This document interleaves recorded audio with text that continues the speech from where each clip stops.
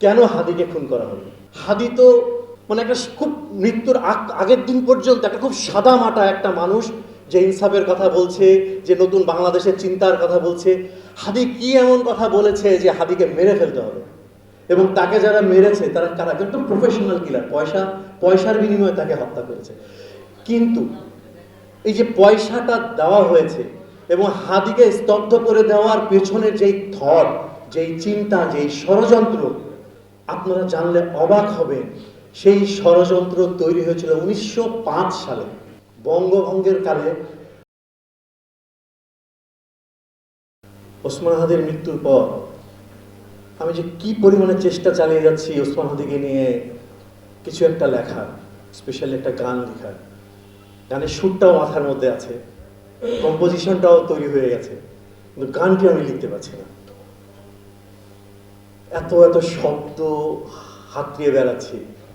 ওসমানের জন্য যে পংক্তিমালাগুলো আমি গেঁথে তাকে নিয়ে একটা গান তৈরি করব, সেটা আমি আসলে আজও পাচ্ছি না। ওসমান হাদির বিষয়ে বলতে গেলে আমি 1929 সালের 15 ডিসেম্বর কলকাতার অ্যালবার্ট হলে তরুণ কবি কাজী নজরুল ইসলাম, যখন তার বয়স 30 বছর, তাকে জাতির পক্ষ থেকে একটা সংবর্ধনা দেওয়া হয়েছিল। সেই সংবর্ধনা অনুষ্ঠানে ওই সময়ের যত বড় বড় ইন্টেলেকচুয়ালস, মানে নেতাজি থেকে শুরু করে বিজ্ঞানাচার্য প্রফুল্লচন্দ্র রায় থেকে শুরু করে এরকম সবাই উপস্থিত ছিলেন। তো ওখানে বিজ্ঞানাচার্য প্রফুল্লচন্দ্র রায় একটা কথা বলেছিলেন, আমি ওটা একটু কোট করি। উনি বলেছিলেন যে ফরাসি বিপ্লবের পর এক একজন ফরাসি অতি মানবে পরিণত হয়েছে। তো ভবিষ্যতে যখন নজরুল পাঠ হবে, নজরুলকে যখন পড়া হবে, ভবিষ্যৎ প্রজন্ম এরকম অতি মানবে পরিণত হবে নজরুল পড়ার পর। সেই অতি মানবের আকৃতিটা কেমন আমরা দেখেছি এই 2024-এর গণ অভ্যুত্থানে এসে। আমরা দেখেছি একজন পুলিশ অফিসার স্বরাষ্ট্রমন্ত্রীকে ছবি দেখিয়ে বলছে যে ওদেরকে একটারে মারি, পরে বাকিটি যায় না। মানে ওদেরকে গুলি করে শেষ করা যাচ্ছে না, সীসা ঢালা প্রাচীরের মতো ওরা দাঁড়িয়ে যাচ্ছে। এই রক্তপাত যদি বন্ধ হয়ে যেত, আমি ধরলাম প্রথম একদম জুলাইয়ের 20 তারিখের মধ্যে যদি রক্তপাত বন্ধ হয়ে যেত, মানে আমরা আমাদের তরুণরা প্রাণ দেওয়া কিংবা রাস্তা থেকে যদি সরে যেত, হাসিনাকে কি আমরা সরাতে পারতাম? কিংবা এত রক্ত, এই 2000 রক্তপাত যদি না হতো, হাসিনাকে কি সরাতে পারতাম? কিংবা আমরা মনে করি ওই সময় সেনাপ্রধান ছিল হাসিনার অনুগত কেউ একজন, যে একদম হাসিনার কথায় ওঠে এবং বসে, যেমন আজিজ ছিল, সেনাপ্রধান আজিজ যেমনটি ছিল, সে যদি থাকতো তাহলে কি হতো? আরো প্রাণ দিতে হতো আমাদেরকে। 5ই আগস্টের সকালবেলা পিজি হাসপাতালের গলি থেকে যে গ্রুপটা প্রথম বেরিয়ে শাহবাগ দখল করেছিল, আমি তাদের একজন।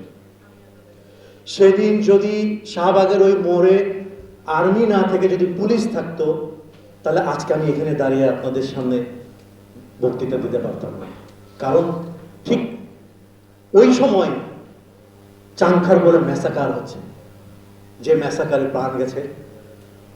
চিঠি লিখেছিল যে ছেলেটা, শহীদ আনাসরা প্রাণ দিচ্ছে তখন ওখানে। তো আমাদের সন্তানেরা এই যে অতি মানব হয়ে উঠেছিল, ঠিক তেমন এক অতি মানব হচ্ছে আমাদের ওসমান হাদি।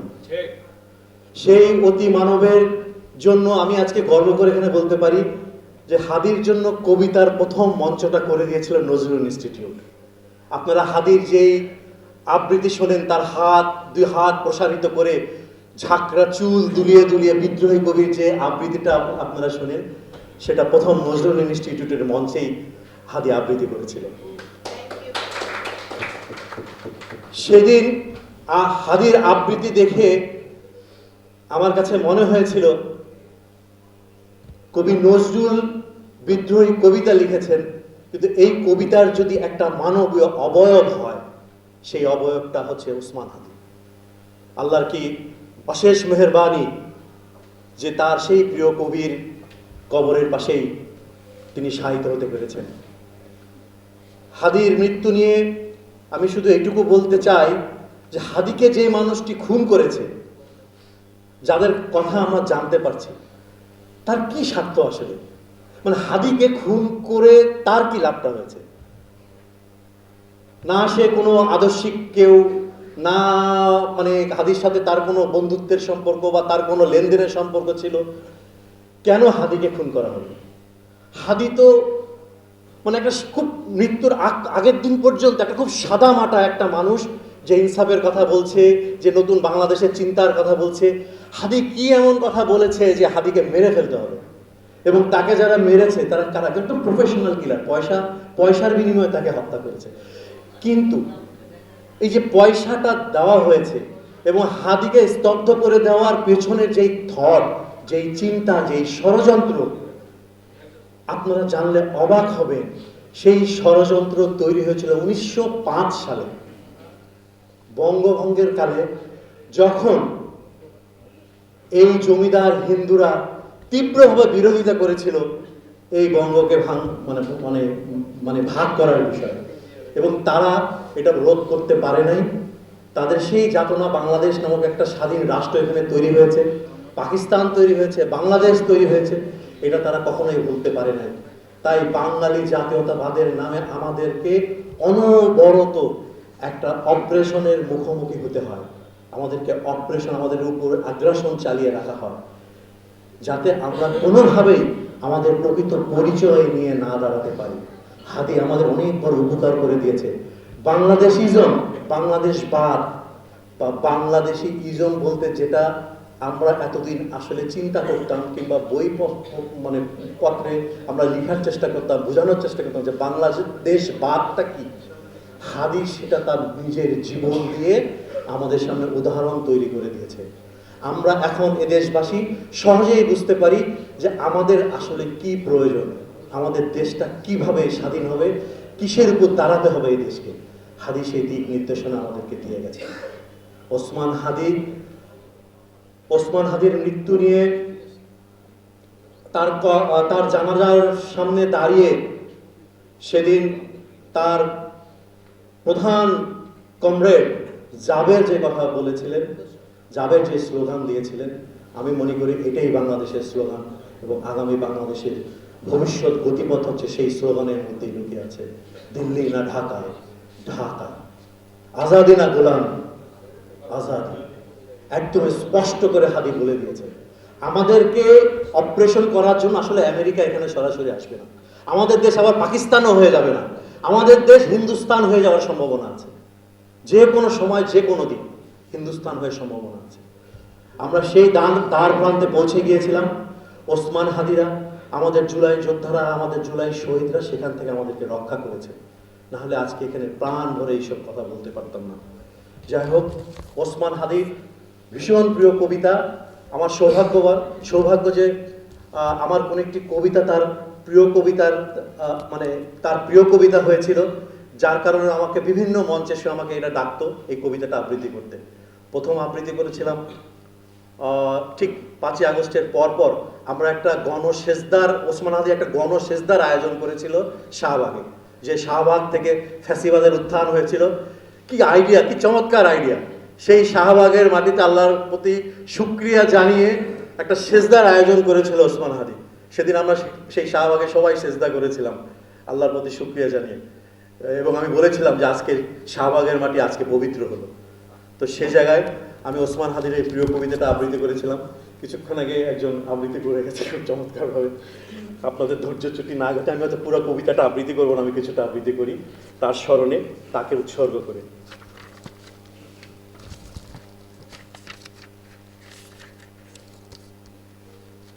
যতক্ষণ তুমি ইনসাফের পক্ষে ততক্ষণই তুমি মানুষ, যতক্ষণ তুমি ইনসাফের পক্ষে ততক্ষণই তুমি গ্রহান্তরে। তোমার কোনো দেশ নেই, কাল নেই, তুমি কালোত্তীন নেই। তোমাকে কেন্দ্র করেই আবর্তিত হচ্ছে মহাজাগতিক ঘূর্ণন, যেন তুমি মহাজাগতিক কাবা। যতক্ষণ তুমি ইনসাফের পক্ষে ততক্ষণই তুমি ফিলিস্তিনের সেই শিশু যে ইসরায়েলের ট্যাঙ্কের দিকে সর্বশক্তি দিয়ে ছুড়ে মারছে ঢিল, আর তুমিই ছিলে তিয়ানানমেনে সারিবদ্ধ উদ্ধত ট্যাঙ্কের সামনে দাঁড়ানোর রহস্য পুরুষ। পার্থিব মানুষ তোমার পরিচয় না জানলেও আমি ঘোষণা দিচ্ছি তোমার নাম, তুমি ছিলে ইনসাফ। যতক্ষণ তুমি ইনসাফের পক্ষে ছিলে, আমি তোমাকে সাউথ ভিয়েতনামের জঙ্গল ঘুরে বেরিয়ে আসতে দেখেছি সাইগনের দিকে, আর তোমার ভয়ে দূতাবাসের ছাদের উপর থরথর করে কাঁপছিল পলায়নরত মার্কিন হেলিকপ্টার। হে ইনসাফ, আমি তোমাকে চিনি। তুমি সেই পাঁচশির উপত্যকার সিংহ, কাবুল কান্দাহারের চিতা, ঘরে ফেরা শেষ রুশ যোদ্ধার রাইফেলের নলে তুমি গুজে দিয়েছিলে পারস্যের গোলাপ। হিন্দুকুশ পর্বত চূড়ার শুভ্র বরফের শিরস্ত্রাণে প্রতিফলিত সূর্য তোমাকেই সকাল বিকেল করে কুর্নিশ। তোমার আস্তিন গোটানো বলিষ্ঠ হাতের হাতুড়ি শাবল ভাঙছিল বার্লিনের দেয়াল। রেস কোর্সের তর্জনী তোলা হাত তোমার, কালুর ঘাটের বিদ্রোহী কণ্ঠস্বর তোমার, স্টালিন কালের লাল পতাকা উড্ডীন ছিল তোমারই হাতে। তুমি আরাকানের ধান খেতের আওয়াজ ধরে হেঁটে যাচ্ছ, ল্যান্ড মাইন্ডে ক্ষত বিক্ষত তোমার পা, যে পায়ে ঝোপ ঝোপ দাগে তৈরি হচ্ছে কাশ্মীরের স্বাধীনতার পতাকা। হে ইনসাফ, আমি তোমাকে চিনি। তুমি গাজা ওয়েস্ট ব্যাংকের জলপাই বনের দোয়েল অনবরত গাইছো ইন্তিফাদা ইন্তিফাদা ইন্তিফাদা। এই জুলুমের পৃথিবীতে যতই তুমি মানুষের মতো দেখতে হও না কেন, শুধু যতক্ষণ তুমি ইনসাফের পক্ষে ততক্ষণই তুমি মানুষ। শুধু যতক্ষণ তুমি ইনসাফের পক্ষে ততক্ষণই তুমি মানুষ। ইনকলাব জিন্দাবাদ। changeTV.press, এক ফোঁটা হলুদও নেই।